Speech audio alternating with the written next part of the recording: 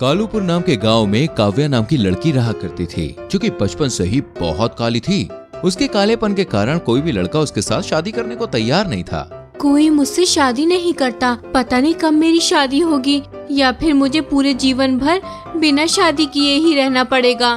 फिर काव्या अपनी समस्या का हल ढूंढने के लिए एक साधु महाराज के पास जाती है। कन्या, तुम्हारी समस्या का समाधान मैं कर सकता हूँ। मैं तुम्हें गोरा कर सकता हूँ, पर मेरा जादू दिन में ही रहेगा। रात होते ही तुम वापस पहले जैसी हो जाओगी। मुझे मंजूर है स्वामी जी। स्वामी जी उसे गोरा कर देते हैं और साथ ही में कुछ जादुई शक्तियाँ भी दे देते हैं। फिर काव्या की शादी समीर नाम के लड़के से होती है। अरे वाह माँ, आपने तो मेरी शादी साक्षात चांद की चांदनी से करवा दी। अरे इस दुनिया में मुझ जैसा लकी इंसान कोई होगा ही नहीं माँ। देखो तो सही मेरी बीवी को कितनी सुंदर है। हाँ बेटे, आखिर तू एक लौता बेटा जो है मेरा, तेरे लिए तो चांद भी लाना पड़ता तो मैं उसे लेकर आती। फिर रात के समय समीर भागता भागता अपनी माँ के पास आता है। अरे नालायक, इतनी रात गए कहाँ से दौड़ते दौड़ते आ रहा है? माँ देखो, मेरे कमरे में काली डायन बैठी है और वो खुद को काव्या बता रही है। लगता है वो मेरी काव्या को खा गई। माँ देखो। तभी काव्या आती है। अरे आप ठीक तो है ना? मैं आपकी काव्या ही हूँ, मुझे पहचानिए। माँ जी आप तो मुझे पहचानिए।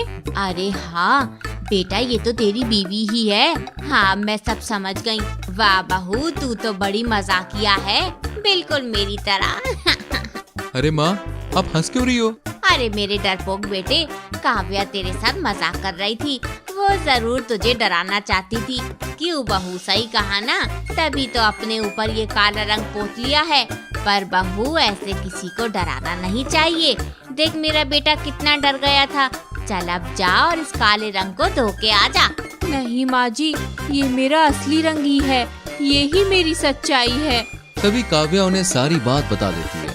क्या तूने इतना बड़ा धोखा किया हमारे साथ? अरे ये बात तूने हमें शादी से पहले क्यों नहीं बताई है? अरे माँ, मैं तो कहता हूँ इस लड़की को अपने घर से निकाल देते हैं और एक और लड़की देखने चलते हैं, जो रात हो या दिन कभी काली ही ना हो। अरे बेटा, अब कुछ नहीं हो सकता। हमारे परिवार की यही परंपरा है, एक बार शादी हो जाए फिर कुछ नहीं हो सकता। शायद तेरी किस्मत में ये काली बहू ही लिखी होगी। फिर अगले दिन सास देखती है कि काव्या वापस गोरी हो गई है। अरे वाह, तू तो वापस पहली जैसी हो गई। खैर अच्छा ही है। वैसे बहू, तुझे घर की रसोई नहीं बनानी क्या? तू तो यहाँ आराम कर रही है। माँ जी आप सिर्फ बताइए, आप क्या खाना चाहती हैं? मैं अभी हाजिर कर देती हूँ।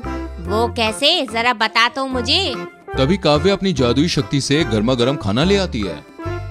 अरे बहू, ये तूने कैसे किया? कहीं तू कोई जादू करनी तो नहीं है ना? नहीं माँ जी, मैं थोड़ा बहुत जादू कर सकती हूँ। ये वरदान भी उन स्वामी जी ने दिया है मुझे, जो सिर्फ दिन में ही काम करता है। फिर काव्या अपने जादू से घर का सारा काम कर डालती है और तो और वो अपने जादू से समीर के लिए एक नई शानदार कार भी बनवाती है।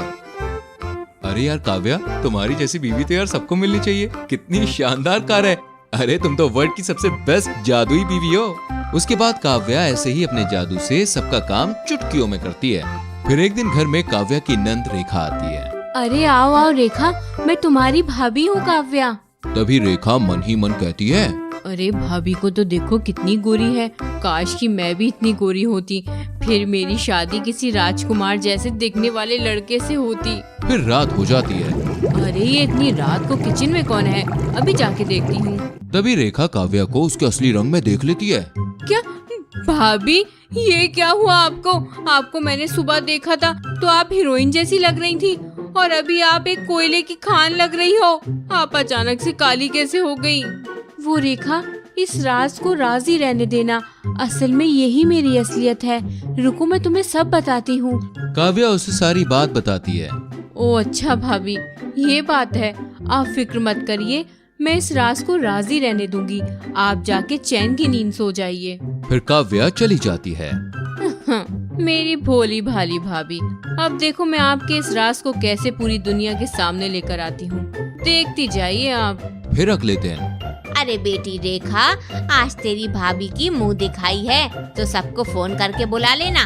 पर तभी रेखा सभी मेहमानों को जानबूझकर दिन की जगह रात को बुलाती है। और रात को जब सास की दो सहेलियां आती हैं तो उन्हें काव्या की सच्चाई पता चल जाती है। बाप रे, ये लड़की तो देखो कितनी काली है। अगर कोयले को इस लड़की के सामने रख दिया जाए तो कोयला भी इससे सफेद दिखेगा। क्या हो गया समीर की माँ को, अपने हीरो जैसे बेटे की शादी इस कलमुही बहू के साथ क्यों करवा दी? ये सब होता देखकर रेखा बहुत खुश होती है। आखिरकार मैंने इस काव्या की बच्ची का राज खोल ही दिया। बहुत गोरी दिख रही थी, इसके साथ तो यही होना चाहिए था। हाँ, बड़ी आई। फिर सभी मेहमान वहाँ से चले जाते हैं। अरे आज तो हमारी बहुत बेइज्जती हो गई। अब तो सबको पता चल जाएगा कि हमारी बहू काली है। माँ जी आप फिक्र मत करिए, सुबह होते ही मैं अपने जादू से सभी की याददाश्त मिटा दूंगी, फिर किसी को कुछ याद ही नहीं रहेगा। फिर काव्या ऐसा ही करती है, सुबह होते ही सबकी याददाश्त भुला देती है। तो ये जादू भी जानती है। अच्छा फिर तो मुझे कुछ और सोचना पड़ेगा।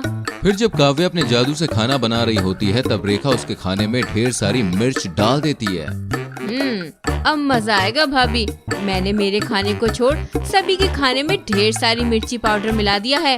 आज तो भाभी की छुट्टी हो जाएगी। फिर सब खाना खाने बैठते हैं और किसी को कुछ भी नहीं होता, सब बड़े आराम से खाना खाते हैं। अरे इन लोगों को क्या हुआ, इनको तीखा क्यों नहीं लग रहा? ऐसा कहकर रेखा जैसे ही अपना खाना खाती है तो उसे वो खाना बहुत ही तीखा लगता है। हाय मर गई रे। कितना तीखा है भाभी। मम्मी यार कोई मुझे पानी दो। क्यों ननद जी, आपको आप ही का डाला हुआ मिर्ची पाउडर कैसा लगा? मैंने अपने जादू से वो सारा मिर्ची पाउडर आपके खाने में डाल दिया था। उसके बाद सास रेखा को उसके ससुराल भेज देती है और काव्या और उसका परिवार हंसी खुशी रहने लगता है। अच्छी लगी कहानी?